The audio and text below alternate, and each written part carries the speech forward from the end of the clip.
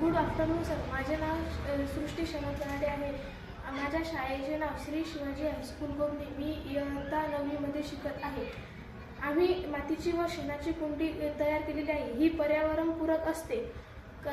आपण दरवर्षी मोठ्या प्रमाणात झाडे लावतो. हे झाडे लावण्यासाठी आपण प्लास्टिकची कुंडी किंवा प्लास्टिकची कॅरीबॅग वापरतो.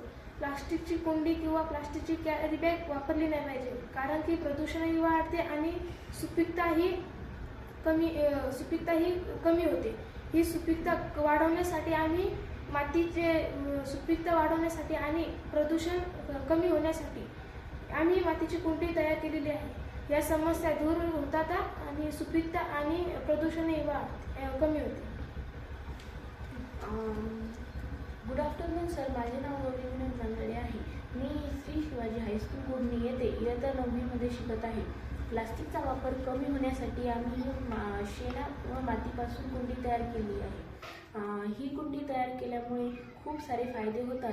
जसं की आपण दरवर्षी आमच्या शाळेमध्येच नाही तर इतर खूप साऱ्या शाळेमध्ये वृक्षारोपण केले जाते.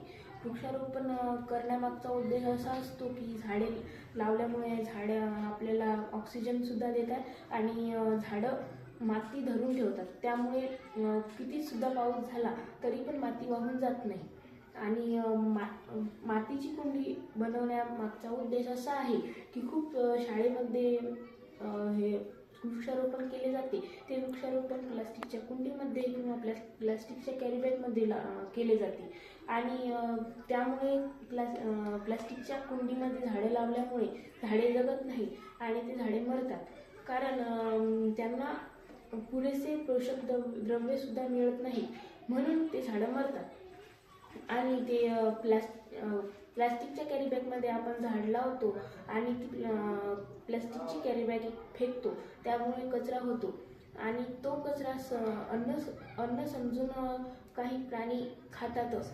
त्यामुळे ते प्राणी मरण पावतात